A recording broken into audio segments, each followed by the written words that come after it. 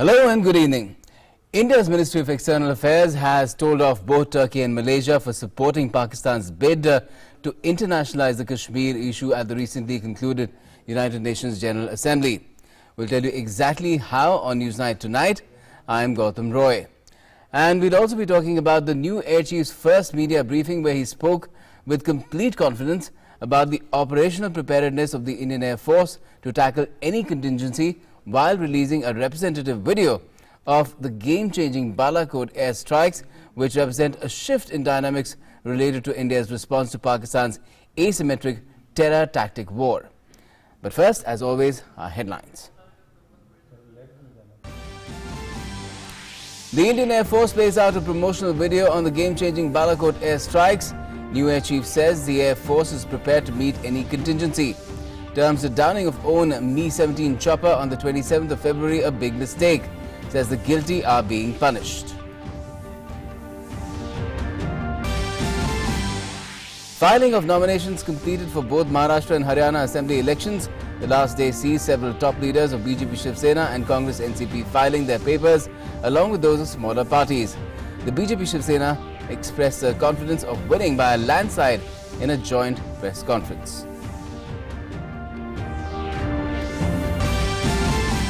But the Congress is caught up in an internal clash of factions ahead of the key state polls. Maharashtra sees rebellious Sanjay Nirupam posing tough questions to the High Command while threatening to quit the party. Ex-State Party President Ashok Tawar has already been flying the banner of revolt in Haryana.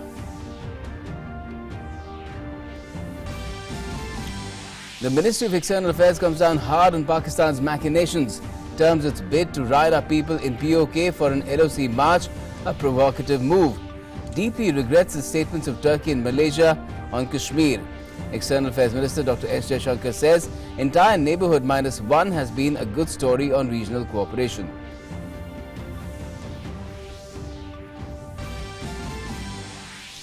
Boost for consumption in the festive season as the RBI cuts the benchmark lending rate by 0.25% to revive growth.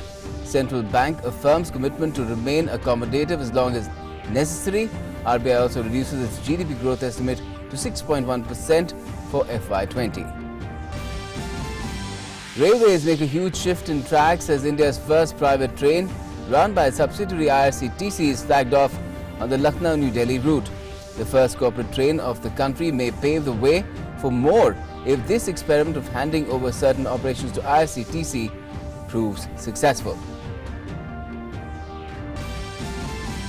The flood situation improves in Bihar, but problems due to water logging persist at many places. Chief Minister Nitish Kumar takes an aerial survey of the affected areas. Death toll crosses 70.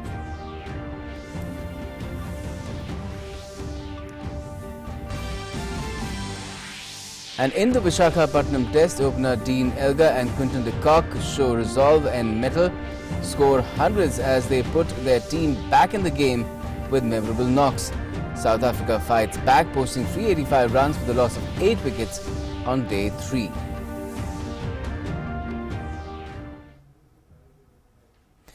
Well, India's newly appointed Chief of Air Staff Rakesh Kumar Singh Bhadoria briefed the media today ahead of Air Force Day on the preparedness of the armed forces and in particular the Indian Air Force to take on any enemy. He said that the Balakot airstrikes in Pakistani territory to destroy terror targets has given the operational preparedness of the IAF an added edge. It's ready to meet any contingency. Ahead of the briefing, a representative video of the Balakot airstrikes was also played out.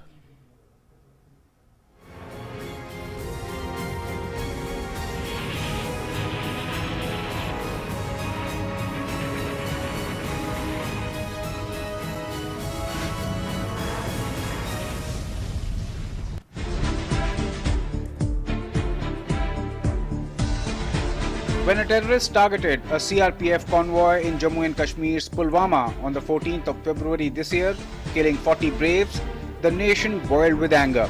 Within days, the Indian Air Force hit back hard with airstrikes deep in Pakistani territory. The Balakot airstrikes took out Jaish-e-Mohammad's terror training camps and Friday witnessed the release of the Balakot blockbuster, a representational video by the Indian Air Force to showcase the valor of our air warriors.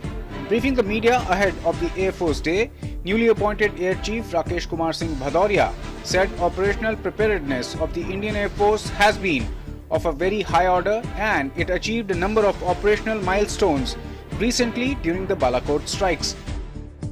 I have successfully struck terrorist camps located at Balakot. On the next day, I have successfully thwarted Pakistan Air Force attempt to attack our military establishments. The Air Chief said that the dogfight a day after the Balakot airstrikes led to the downing of the Pakistan Air Force F-16 fighter jet. On the downing of own Mi-17 helicopter in Budgam the same day, the Air Chief said that it was a big mistake and those responsible for it are being held accountable. ये हमारी गलती थी, हमारी ही missile से ये helicopter hit किया गया था और ये एस्टैब्लिश हो गया है. हमने नेसेसरी एक्शन ले लिया है in terms of administrative action already ले लिया है. 2 ऑफिसर्स के अगेंस्ट डिसिप्लिनरी एक्शन भी लिया जाएगा. He also said that the Indian Air Force is ready to meet any contingency and the government has to take a call on operational matters. अगर वो कोई गलत काम करेंगे, टेररिस्ट स्ट्राइक करेंगे, तभी हमारा रिस्पांस रहेगा. सो ऐसा नहीं है कि अभी हम कुछ प्लान कर रहे हैं, हमको स्ट्राइक करने का कोई प्लान बना रहे हैं. तो अगर उनकी तरफ से कोई ऐसी हरकत होती है, कोई एक्टिविटी होती है, उसको रिस्पॉन्ड किया जाएगा as the government decides. Air Chief Marshal Bhadoria added that the acquisition of Rafale fighters and S-400 air defense system from Russia will greatly enhance Indian Air Force's operational capabilities. The IF is further bolstering its strength. The acquisition of Rafale aircraft and the S-400 missile system will greatly enhance our operational capability in the times to come. The new Air Chief acknowledged that the sending of small drone carrying arms and ammunition across the border from Pakistan is a fresh challenge. He said that procurements are being carried out to tackle the matter. On the 5th generation fighter aircraft, the Air Chief said that the Indian Air Force fully supports the Advanced Medium Combat Aircraft project of Hindustan Aeronautics Limited and that there is no plan to import any such jet. Sleep well, my motherland. While I watch over you from far above, I will let nothing come between me and all that I love. With inputs from Nandita Dagar in New Delhi, Newsnight. Well, let's now quickly run you through the decisions and the steps that have been taken in recent years to give added muscle and might and preparedness to our armed forces. Because what's happened in recent years is that bold decisions have been taken by the government to punish enemies and to boost the armed forces' morale and might.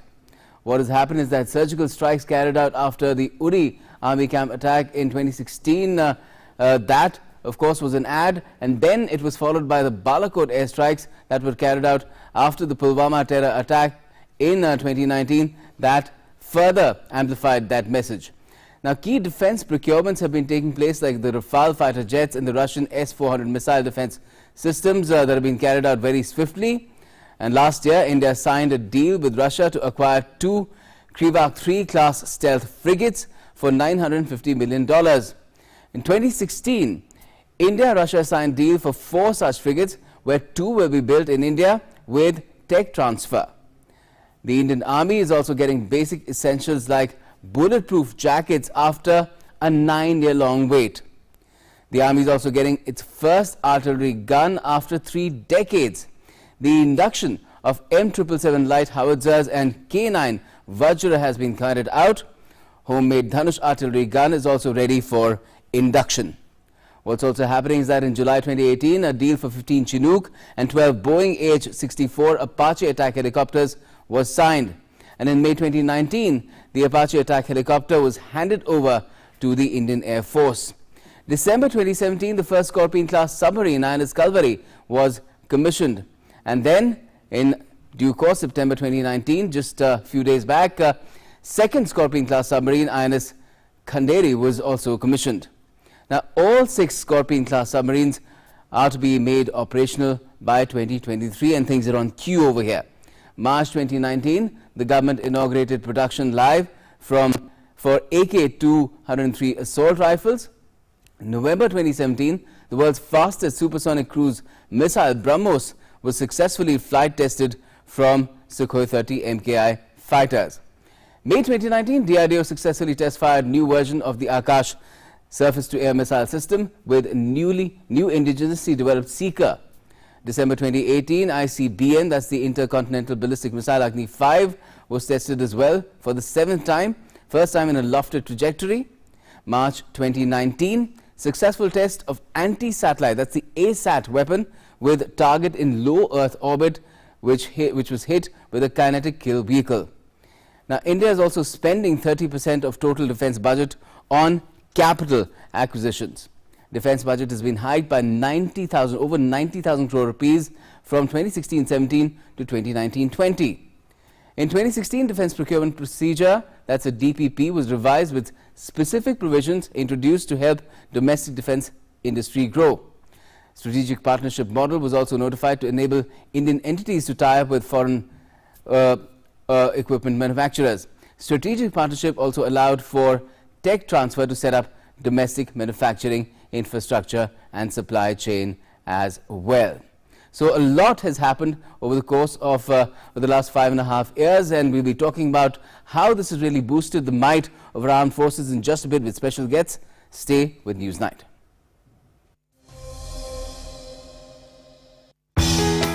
जल है तो कल है। स्वच्छ भारत अभियान का संकल्प, संरक्षित हो जल, हर घर पहुंचे नल।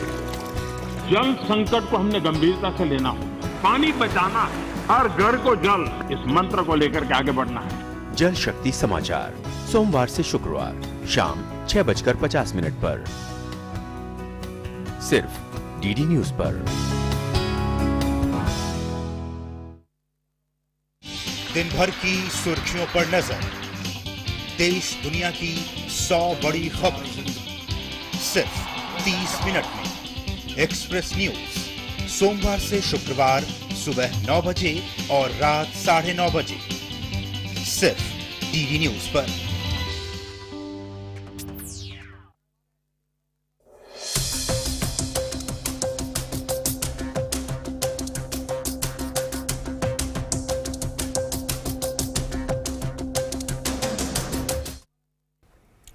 Welcome back. We're talking about the Indian Armed Forces, how a lot has happened in recent years that gives a lot of confidence and might to the Air Forces, and we're talking about Indian Armed Forces fighting fit.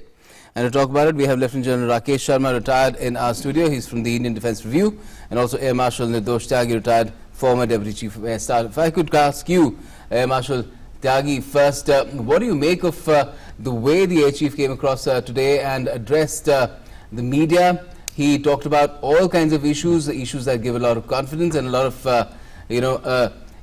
basically a lot of confidence and morale boosting to the entire country, really, as far as the preparedness of our armed forces is concerned, and also issues where certain things came to light in the past that need to be tackled very firmly and very, very affirmatively. This new Air Chief took over only on the 1st of October. Yes. And it's customary to have a media briefing on the occasion of Air Force Day. So today was the day when this briefing was carried out. And in that, they played a video, a 12-minute video, which showcased some of the Air Force capabilities for the benefit of viewers.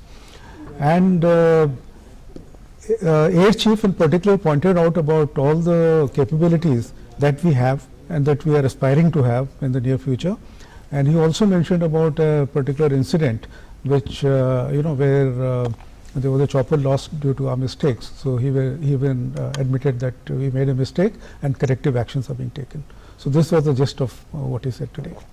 Lieutenant General Sharma, do you feel that this confidence that the Air Chief today projected is to a large extent because of the kind of political will that has been shown, the kind of backing that the armed forces have got in terms of not just procurement of capital resources of armaments, but also the kind of backing that each soldier needs to be confident that the government has the soldiers back, no matter what sort of an action the soldier is commanded to carry out, even if it's going across the border deep into enemy territory and hunting out targets that need to be eliminated.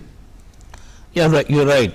See, the fact of the matter is that ours are a battle-hardened force.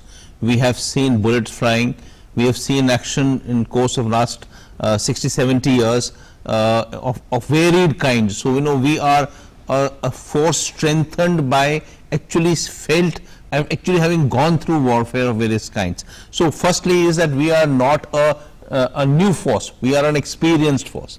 Second is, in the course of 4-5 years, we have, I think there has been a conscious decision to change the entire gamut of affairs, from the doctrine, or the warfare strategy that you take it up, or the structural issues which one can handle, and also of course modernization. So, all the three aspects of change that can happen in the armed forces are happening.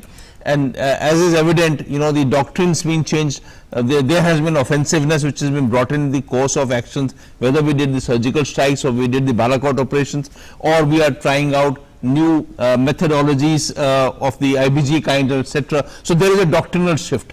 There is also a structural change right up to the CDS, which you have not mentioned, the government accepting, the Prime Minister announcing the CDS, CDS on the Independence Day. And then there is a modernization, whether it's for the Air Force, the Chinook helicopters, or the C-17 aircraft, or the fighter aircraft which are coming in, or you said bulletproof vests. Maybe, in our time we should see an AK-203 rollout, and maybe upgradation of tanks, upgradations of mechanized vehicles. So, if you follow the whole system, there is a systemic change which is happening in the course of 4-5 years. It is not one-day process. It may take 2 years, 5 years, 10 years, but the movement has started towards that end. And how significant, Air Marshal Tyagi, is the stress on indigenization, be it made in India or make in India, especially when the Air Chief today said that the complete reliance on 5th generation fighter is on a homemade option? India is one of the countries which has the capability to make its own fighter, that means design and produce, design, develop and produce. Tejas, before that was Marut. Now, next version of Tejas is coming up, and after that will be medium multi-role combat aircraft, advanced AMCA, what is being called. Besides that, we have many other capabilities which are not very commonly known, and I will just cover some of them. One is that we got a beyond visual range missile called Astra. In ground based radars, we are nearly self sufficient.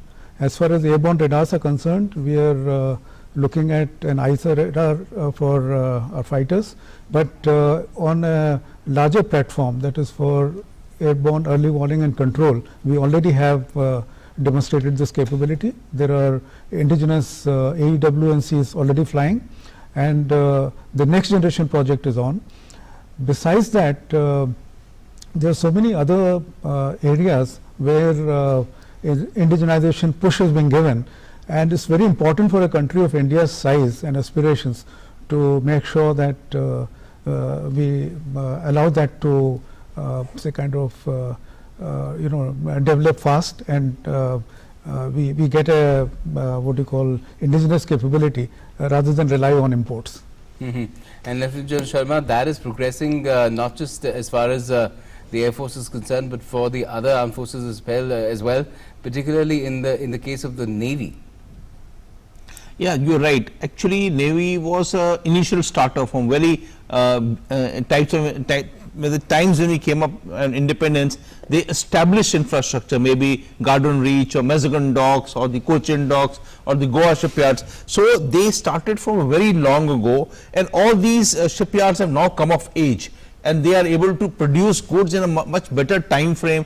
And the Navy themselves were intimately involved into the development processes on the course of so many decades. So presently, of course, it is slow, but it is matured and it is coming of age, and the Navy is able to take advantage of these infrastructure which are developed across in India. In case of the Army, it was a little slow starting, because firstly our numbers are large and the equipment that we wanted is of a different variety. Now there are many firms which have come up in India itself who are able to do a good amount of work. There is need to emphasize on R&D and invest in R&D. In the civilian, of course, corporate affairs, there are also issues of profit making and shareholder issues. So all this has to be put together in a form that it is beneficial to the corporate, it's also beneficial to the armed forces, and there are links established between the civil industry, the defense R&D and the armed forces on this matter. And how is this progressing in your assessment?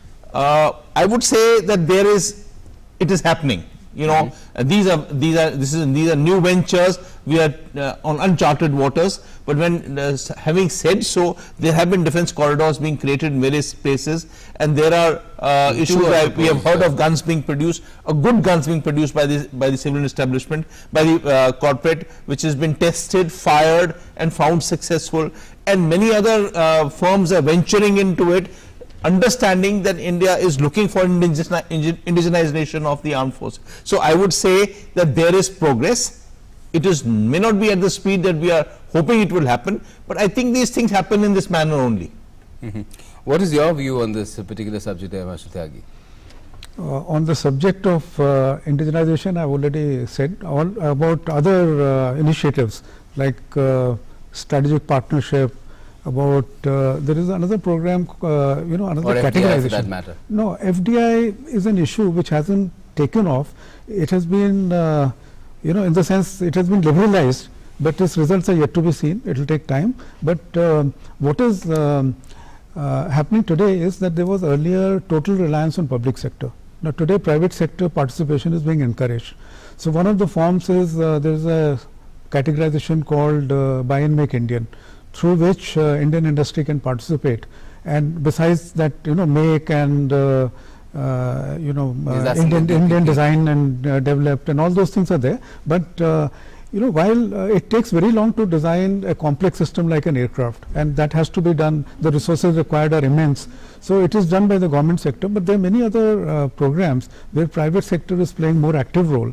They are efficient. Public sector has served us well in the times when the private sector had resource crunch and they were unable to invest this kind of money. But today private sector is coming forward to take initiative, and combined effort on both the sides will definitely bring good results. Right.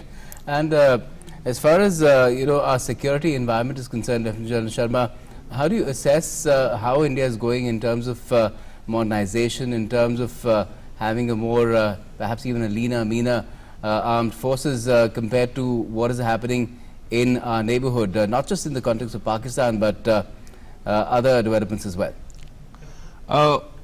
See, it is fashionable to talk leaner and meaner force, and but the fact is that we have two neighbors with whom we have fought wars in the course of such a long time. We have a vast coastline, we have internal issues here, we have commitments which are not going off anywhere. The commitments that we followed in the course of last 5 to 6 decades still stand here. Till the time there is rapprochement across on the western frontier or on the northern frontiers, we are not able to get down to that exactly lean and mean as we talk about. We have to plan in a manner that it suits a futuristic environment. Having said that, the warfare is changing, the character of because warfare. Our paramilitary has expanded a lot as well. Yeah, paramilitary has expanded quite a lot, and paramilitary, of course, we need to dovetail in future warfare, and I'm sure there must be thought on this matter. But the fact is the quality of warfare is changing. Let's say you have the Saudi Arabia's drone strike. One strike caused the rise of petrol prices. It was called an act of war by the United States. It is just one strike. So you can imagine the transformation that is happening in the entire systemic of warfare, and we need to think about in those manners to get ourselves modernized for a future warfare which may be of a different character altogether than what we have been doing previously. Yes, that's a different vertical altogether, unconventional warfare, and all kinds of challenges coming up on that account as well. Air Marshal Tyagi, the latest of course being these small drones that are floating in from across the border in Punjab. Yes, drone, small objects have very little radar cross section. So it's very difficult to pick them up through conventional means. And also the means to neutralize them, electronic or physical, have not developed fully. So right now is an area where a little more effort has to be put in. But drone. But the AG's mentioned some procurements that are taking place. Yes, procurements are taking place. These, you see, when you, as the situation develops, you look for solutions. So if there is a new type of threat, you look for solutions. And there are solutions around?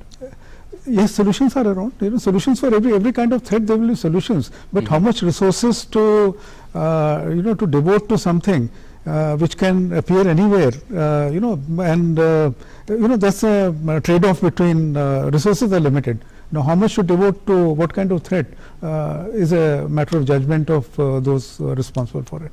Because this is also a matter of now an NIA investigation, Lieutenant General Sharma, because of how terrorism is once again, there's an attempt to sort of revive it in Punjab, and that is something that is being tackled by the government diplomatically as well now. Yeah, that is true, but the fact is, if you say in a period of 10 days between 9th and 16th of September, they brought 10 drones, maybe earlier also they were brought or not brought, a separate issue altogether. There is a threat. There is a threat in peacetime. We are not looking for war. In peacetime, these small drones which are flying so low on closer to ground in wee hours at 2 o'clock or 4 o'clock in the morning, dropping weapons, dropping drugs, dropping ammunition, all this is a serious issue, and we have to have a multimodal process to make sure that this area is we get answers to it before something happens. So it's a very serious threat. It's new, but it is there, it's potent, and we need to tackle it without fighting any turfs, but getting across into getting solutions for this issue.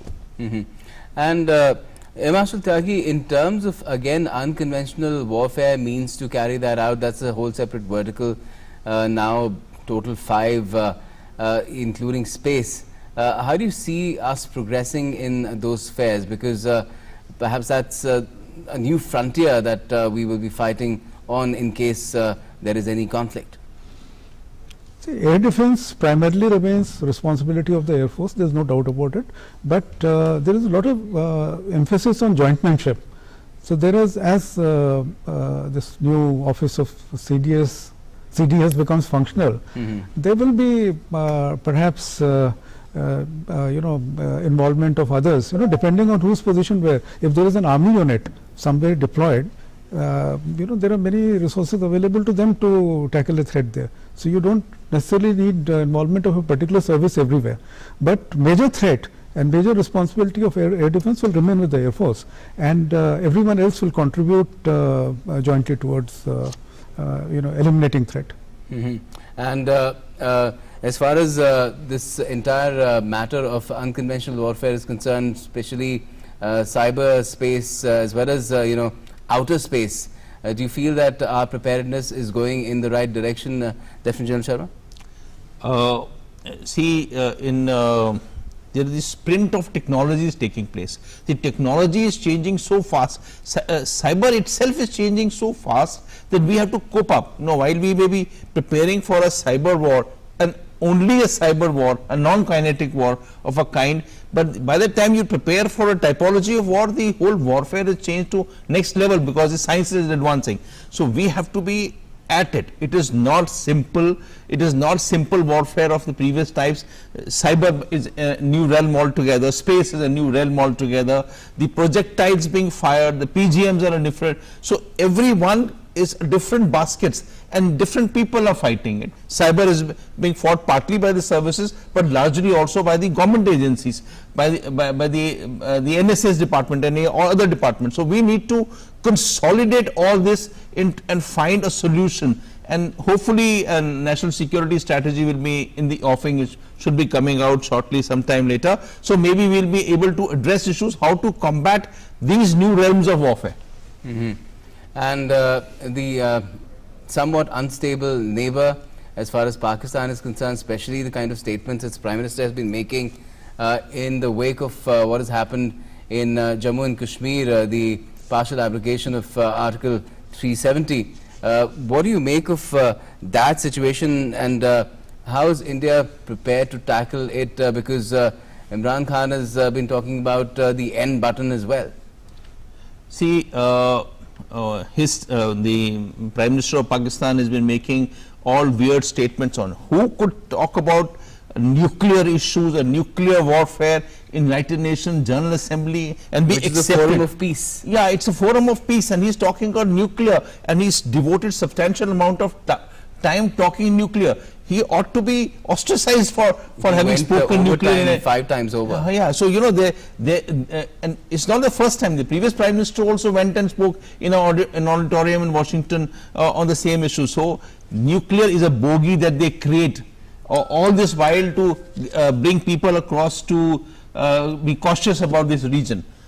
I know there are issues in J&K, but I think J&K is finally being addressed by the government with all seriousness that has to be addressed. And let's be clear, Pakistan will keep making noise. They have to remain relevant to the Western powers to get the money that they require to sustain themselves. They have to be relevant for and yet, Air Marshal Tyagi, you have other countries, and India has been fairly outspoken today.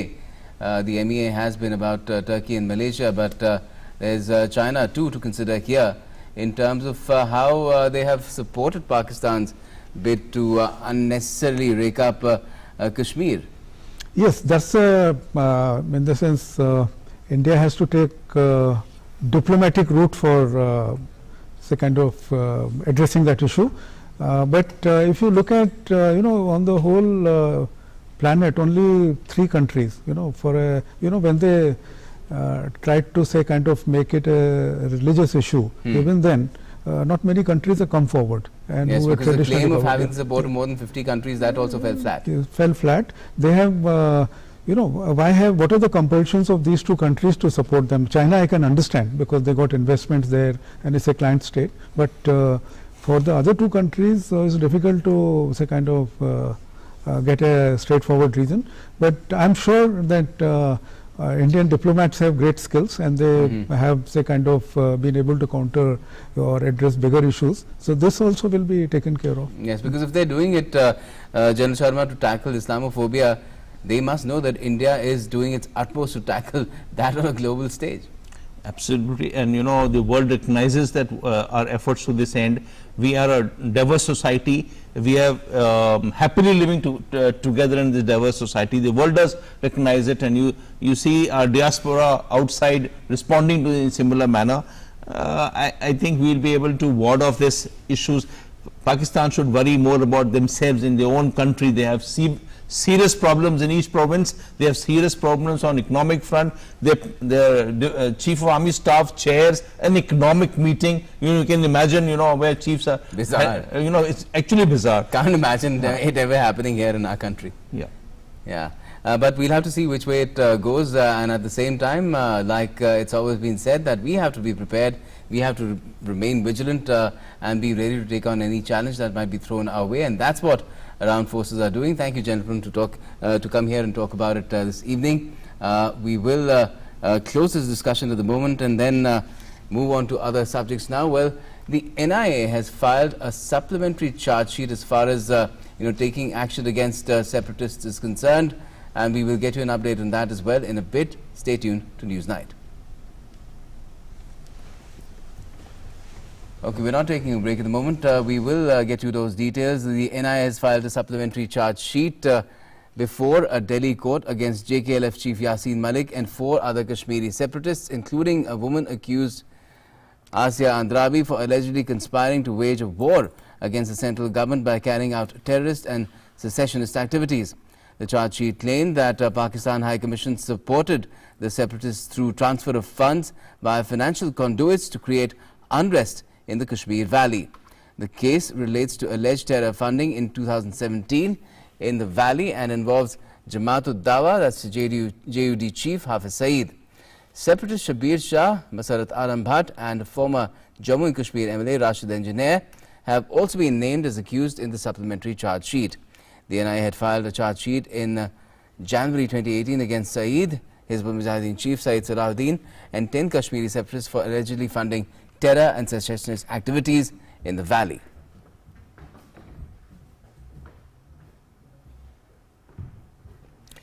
Now, the Reserve Bank of India today cut its benchmark lending rate by 0.25% and affirmed commitment to remain accommodative to address growth concerns as long as necessary. The Monetary Policy Committee decision to cut repo rate by 25 basis points to 5.15% will boost consumer sentiment as well as housing sales during the ongoing festive season, as this will help reduce borrowing costs for home and auto loans, which are now directly linked to this benchmark. As the festive season starts in India, the Reserve Bank of India has added to the cheers by announcing a further reduction in the interest rates. Home, auto and other loans are set to become cheaper after the RBI cut interest rates for the record 5th straight time and moved aggressively to rev up the economic growth.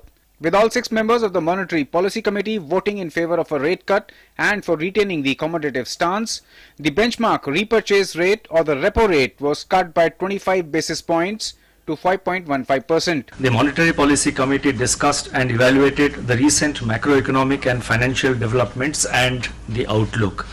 Taking into consideration all available information and analysis, the MPC voted unanimously to reduce the policy repo rate by 25 basis points, with 5 members voting to reduce the policy rate by 25 basis points. The repo rate cut is aimed at pushing consumption up during the ongoing festival season by reducing borrowing costs for home and auto loans, which are now directly linked to this benchmark. Majority of the public sector banks, including the SBI, have already aligned the rates of interest with the repo figures. The benchmark repurchase rate was cut by 25 basis points. The cut was for a record 5th straight time, bringing the rates to almost a decade low. The previous lowest repo rate of 5% was recorded in March 2010. Following the rate cut, the reverse repo rate was reduced to 4.9%. This is the 5th straight cut in rates by the Reserve Bank of India in as much policy reviews in 2019 and takes the total quantum of reductions to 1.35%. In the 4 previous rate cuts since February, the RBI has cut interest rates by 110 basis points. The RBI governor said that as long as the growth momentum remains as it is now and the growth revives, the Monetary Policy Committee will continue with an accommodative stance while ensuring that inflation remains within the target. The MPC also decided to continue with the accommodative stance as long as it is necessary to revive growth while ensuring that inflation remains within the target. The RBI also revised downwards its estimate for GDP growth in the current fiscal to 6.1% from 6.9% previously estimated. The central bank raised its near-term inflation forecast slightly to 3.4% for the second quarter of the fiscal started in April. It moved up the September quarter expectations slightly upwards to 3.6%, but retained its projection for the second half of this fiscal at 3.5 to 3.7%. On reviving growth, the Monetary Policy Committee welcomed the recent moves by the government as the ones in the right direction. With inputs from Shama Mishra in Mumbai, Newsnight Desk, DD India. India has reiterated in unequivocal terms that Kashmir is an entirely internal matter and comments on the issue are not welcome. The Ministry of External Affairs today criticized Turkey and Malaysia for their statements on the Kashmir issue and urged them to have a proper understanding of the matter. Ever since constructive and definitive action by India on Kashmir in terms of abrogation of Article 370, Pakistan has been, albeit unsuccessfully, trying to internationalize the issue. The latest step is a decision by the Pak Army brass and terror organizations across the LOC to organize a march of the people of Pakistan-occupied Kashmir to the line of control. India has condemned the move in the strongest possible terms. इस type की बयानबाजी है जो irresponsible है, provocative है, उसकी हम कड़े शब्दों में निंदा करते हैं। अब मुझे लगता है कि एक तो उनको जानकारी नहीं है कि जो इंटरनेशनल रिलेशंस कंडक्ट कैसे किया जाता है और शायद उसके बलबूते पर कभी-कभी वो ऐसी बयान कर पाते हैं। India also criticized Turkey and Malaysia for their statements on the Kashmir issue. External Affairs spokesperson Ravish Kumar said India's decision related to Jammu and Kashmir is entirely an internal matter of the country. He called upon Turkey to have a proper understanding of the situation in Kashmir. The statements by Turkey and Malaysia are concerned. You see, for Turkey, I can say that we are friendly countries, and therefore we deeply regret that since the 6th of August, there have been repeated statements by the Turkish government, from their foreign ministry, on a matter which is completely internal to India. These statements are factually incorrect, biased, and unwarranted.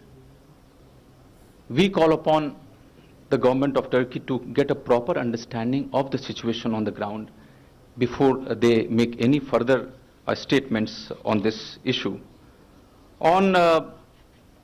As far as the statement by Malaysian Prime Minister is concerned, we have had traditionally good and friendly ties with Malaysia.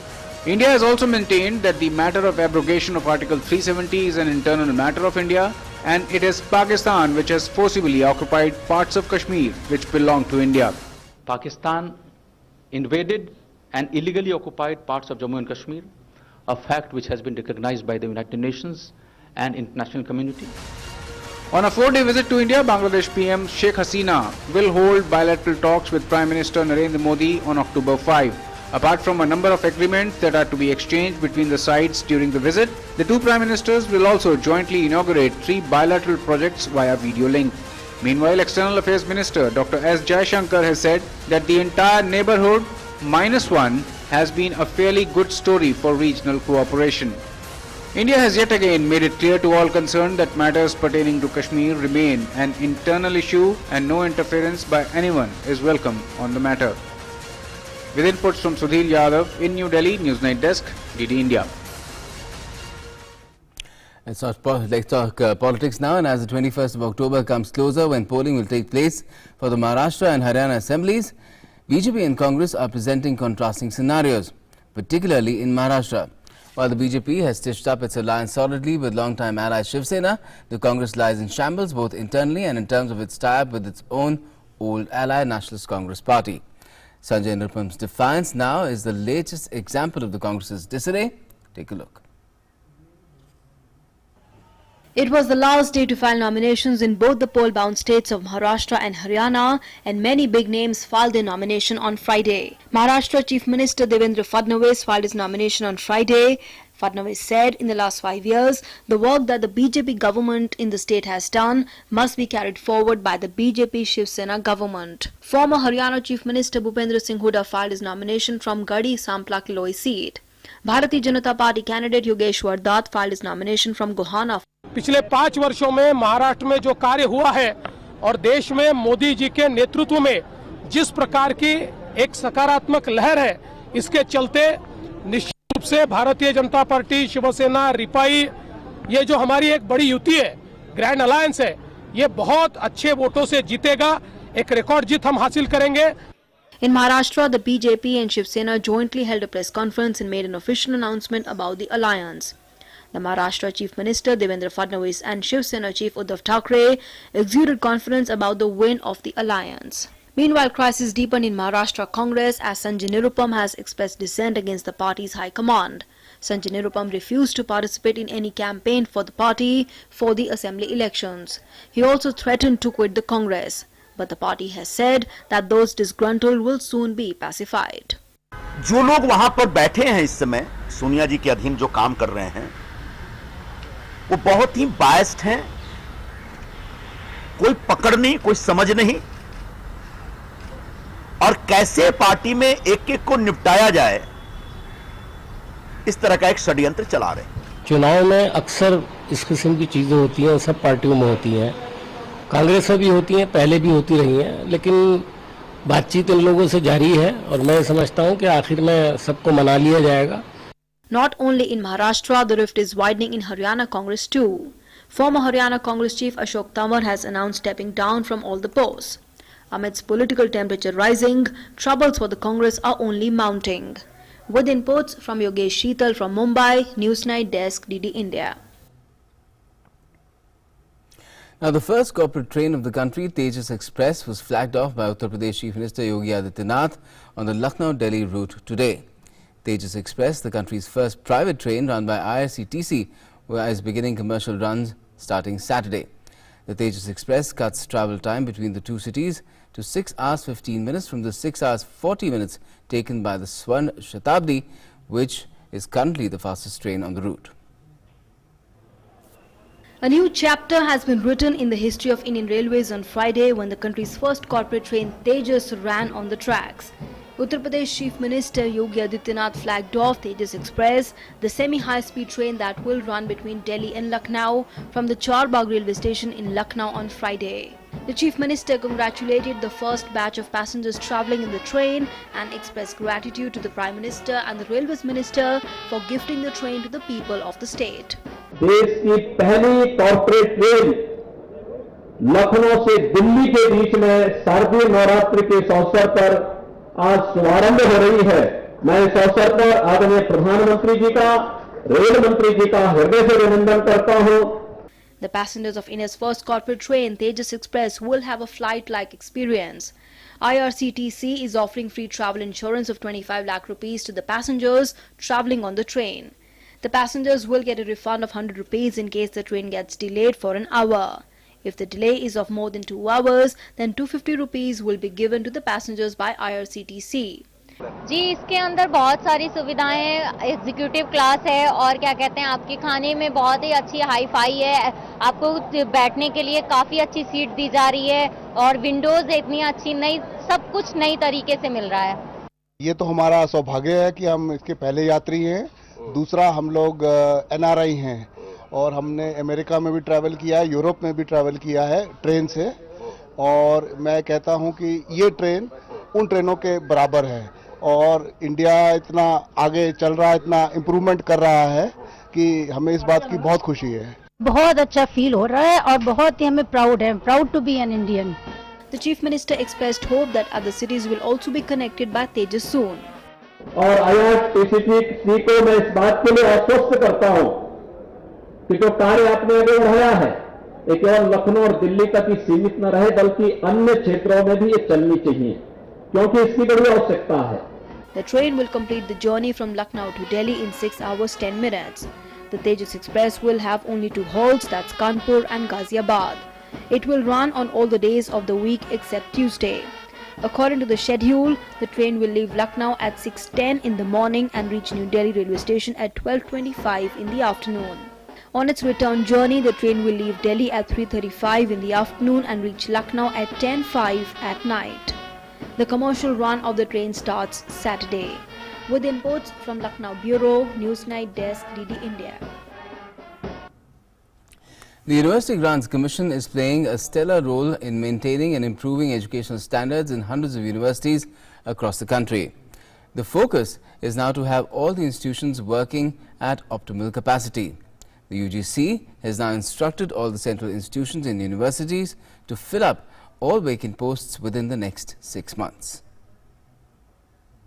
इसकी गंभीरता को ध्यान में रखते हुए हमने guidelines जारी की हैं और सभी विश्वविद्यालयों से अपेक्षा हुई, चाहे वो किसी भी कैटेगरी के विश्वविद्यालय हों, कि जो भी उनके यहाँ पद रिक्त हैं उनको मिशन बोर्ड में 6 महीने के अंदर अंदर भरने की कोशिश की जाए और हम उसकी रिगरस मॉनिटरिंग भी कर रहे हैं। Let's now get an update on the flood situation, where the water may have stopped pouring down from the skies, but the flood-related problems in Bihar are far from over. Water is being drained out from the affected areas, including state capital Patna, but dealing with the aftermath is also a daunting prospect. Disease has begun to raise its ugly head in areas like Munger. Authorities are working day and night to tackle the flood-related problems. Chief Minister Nitish Kumar conducted an aerial survey of some of the affected areas today and issued instructions to officials to best combat the flood fury. Even as the process of draining the water in flood-ravaged Patna continues, many areas continue to be submerged, causing immense hardship to people. Friday saw locals helping NDRF teams in rescue operations. Light नहीं है, पानी नहीं है, बहुत मुश्किल है। 7 दिनों तक जो पानी जो पीने का दे रहा है उसी से हम लोग काम चला रहे थे। State Chief Minister Nitish Kumar undertook an aerial survey and issued directions to officials. Coal India has deployed 4 water pumps to drain out flood waters in capital Patna. Union Minister Ashwini Chaubey meanwhile said that while both central and state agencies are leaving no stone unturned to deal with the crisis, there is a need to look at the lapses that led to such a situation. उनको इतना पूर्वाभास इतना ज्यादा नहीं था कि इतनी ज्यादा वृष्टि हो जाएगी। अधवारा समूह का जल, उधर सप्तकोशी का जल, बक्सर से लेके भागलपुर तक जो गंगा नदी का बाढ़, सब चीज, और उसके बाद जो ऊपर से अतिवृष्टि एक साथ इतनी वृष्टि हुई, उसके कारण ये स्थिति जरूर उत्पन्न हुई। तो इसमें बिहार सरकार ने जरूर पहले से भी एडवाइजरी जारी रहता है, पहले से भी एक कॉशस थे। Meanwhile, receding floodwaters are causing their own share of problems in the form of threat of diseases. In Munger alone, many areas have reported a number of cases of diarrhea. कम से कम 25-30 गो से ऊपर गांव में हो गया। अभी तालुक में कोई सक्सेसफुल नहीं हुआ, जहाँ तहाँ जा रहा है, एक दो गो हुआ है यार, सबको रेफर कर रहा है। Latest reports suggest that as far as loss of lives are concerned, 73 lives have been lost, while the number of those injured is 9. 19 lakh people have been affected in 14 districts, 56 shelters and 366 community kitchens have been set up. 979 government and private boats have been deployed for rescue operations. In waterlogged areas of Patna, the district administration has set up drinking water, food and milk distribution centers. 2 community kitchens are also servicing victims free of cost. According to the Home Ministry, 1,900 people have lost their lives in monsoon rains this year and 46 are reported missing. 25 lakh people in 22 states have been affected by heavy rains and floods, and cultivated land amounting to 14.14 lakh hectares have suffered. Heavy rains continue to wreak havoc in many parts of the country. The country experienced record rains this year, the highest since 1994. With inputs from Patna Bureau, News Night Desk, DD News. Time now to get you some more nationwide updates in our regional roundup. Chhattisgarh High Court on Friday stays Congress government's decision to enhance OBC quota in educational institutions and government jobs from 14% to 27%. The court stayed the reservation order after hearing a bunch of petitions challenging enhancing the reservation to 82%. The state government had recently increased the reservation for the OBC and scheduled castes in government jobs and education. The CBI approached the Supreme Court on Friday challenging the grant of anticipatory bail to senior West Bengal cadre IPS officer Rajiv Kumar in connection with the multi-crore rupee Sharda chit fund scam. CBI has filed an appeal in the Apex Court against the October 1st order of the High Court, which had granted him the relief, saying it was not an appropriate case for custodial interrogation. The over 4.2 kilometer long grey line of the Delhi Metro connecting the urban village area of Najafgarh to rapid transit network for the first time was opened for passengers on Friday. Housing and Urban Affairs Minister Hardeep Singh Puri and Chief Minister Arvind Kejriwal flagged off a train on the corridor in the morning. The corridor consists of 3 stations: Dwarka interchange with Blue Line, Nangli and Najafgarh. The Najafgarh station will be the longest standalone underground station in the Delhi Metro network. The Election Commission on Friday appointed a serving and retired Indian Revenue Service officer as special expenditure observers for the upcoming assembly by-elections in Telangana and Sikkim. A statement from the commission said IRS officer B.R. Balakrishnan has been appointed as special expenditure officer for Telangana and IRS officer Suresh Kumar has been appointed for Sikkim. The two have been mandated to supervise and monitor the work being done by the electoral machinery. Former Managing Director of Punjab Maharashtra Cooperative Bank, Joy Thomas, was arrested on Friday in connection with the alleged 4,355 crore rupees scam at the bank by the Economic Offences Wing of Mumbai Police. Thomas was summoned to the EOW office at the City Police headquarters and arrested after questioning. On Thursday, EOW had arrested HDIL directors Rakesh Vadhavan and his son Sarang Vadhavan in the case. Union Minister Dharmendra Pradhan participated in a loan mela organized by the SBI in Bhubaneswar in Odisha today. Over 2,600 people were given a loan of 166 crore rupees at the loan mela. Speaking on the occasion, the minister said that due to several measures taken by the Modi government, taking loans has become easy now, and a customer can be cleared for loans of about Rs 50,000 through digital platform in only 30 seconds if their papers are in order. Union Finance Ministry and public-private banks led by SBI are organizing loan melas throughout the country. One such loan mela is being organized in Kerala's Palakkad District 2.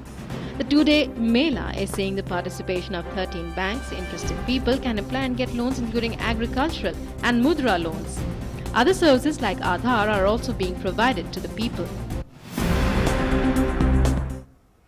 Let's now get you an update on the Vizag test. Well, Dean Elgar brought up his 12th test century and led South Africa's fight back in the first test against India in Vizag on Friday.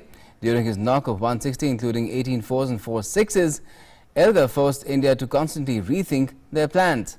The 32-year-old brought up his century with a slog sweep 6 of Ashwin in the 60th over of the innings and became the first South African batsman to score a test 100 in India after 9 years.